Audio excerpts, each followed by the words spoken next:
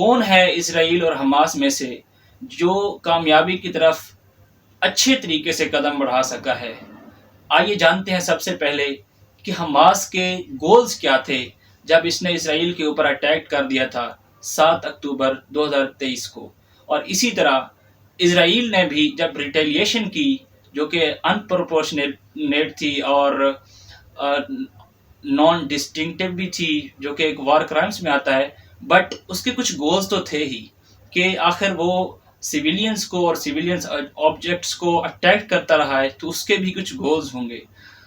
تو مختلف بیانات سے جو حماس کے گولز کا سامنے ہمیں پتہ چلتا ہے، تو ان میں سے ایک یہ تھا کہ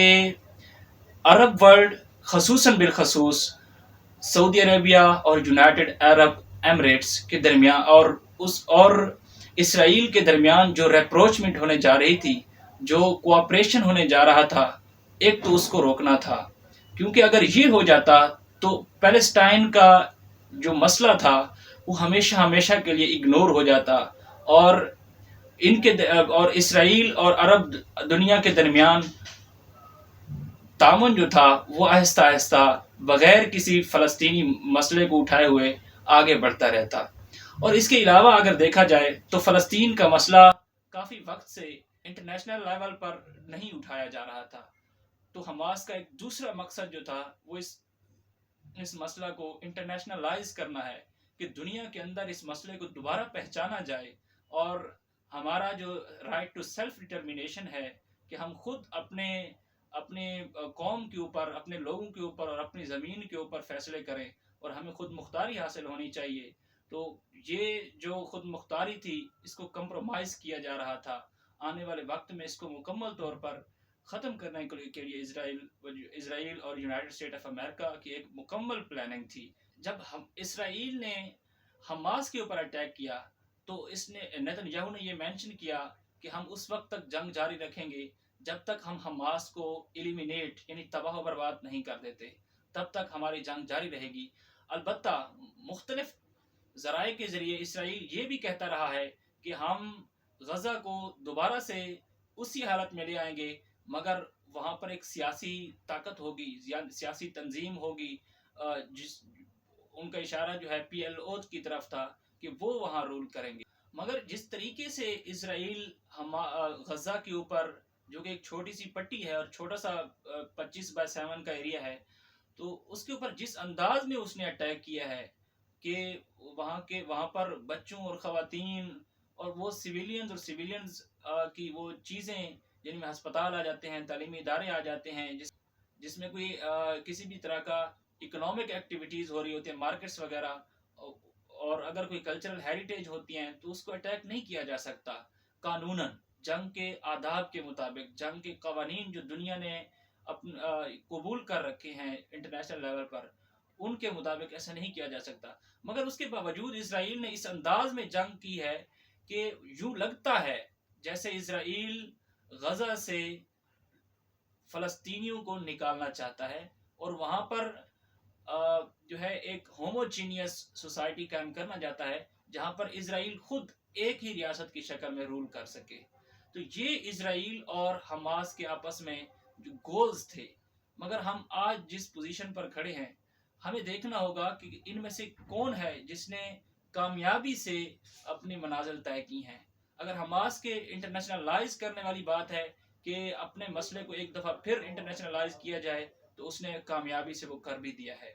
اور اگر حماس کا ایک اور گول دیکھا جائے جو کہ سعودی عرب یو اے ای کی اسرائیل کے ساتھ بڑھتی ہوئی مفاہمت اور بڑھتا ہوا تعاون کو روکنا تھا، تو اس میں بھی وہ کامیاب ہو گیا ہے۔ اس کے علاوہ بہت سی یورپین ممالک نے فلسطین کو ایک ریاست کے طور پر تسلیم کیا ہے، اور یونائٹڈ نیشن نے فلسطین کا ایک ایمبیسڈر بھی ریکگنائز کر لیا ہے کہ وہ اپنی ریاست کی طرف سے آواز اٹھا سکتے ہیں۔ جبکہ اگر اسرائیل کے گولز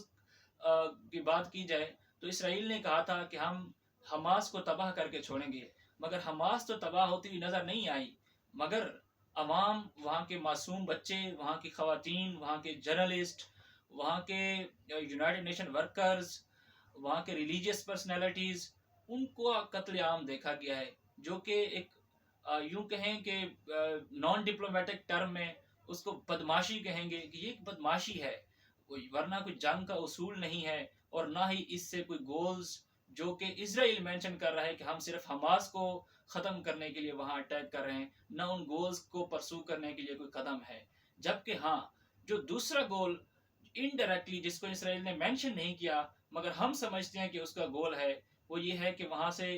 عوام کو نکالا جائے، فلسطینیوں کو غزہ سے بے دخل کر دیا جائے۔ تو اگر یہ بھی اس کا مقصد تھا تو یہ بھی کامیاب نہیں ہو سکا، کیونکہ غزہ کے لوگوں نے شہادتیں دی ہیں مگر وہاں سے نکلے نہیں ہیں، اور اسرائیل کو اس لحاظ سے بھی ایک منہ کی کھانی پڑی ہے۔ بچوں اور خواتین کو مار ڈالنا یا بڑے پیمانے پر قتل و غارت کر دینا کوئی کامیابی نہیں ہوتی، کامیابی ہوتی ہے کہ گولز کو اچیو کیا جائے، مگر اسرائیل اس میں مکمل طور پر ناکام ہوا ہے۔ اور اب دیکھنے کو آ رہا ہے کہ ساؤتھ لیبنان کے اندر بھی اسی طرح بلا تفریق حملہ کیا جا رہا ہے، سیویلینز اور سیویلینز آبجیکٹس کو نہیں دیکھا جا رہا، اور ملٹری گولز کے بجائے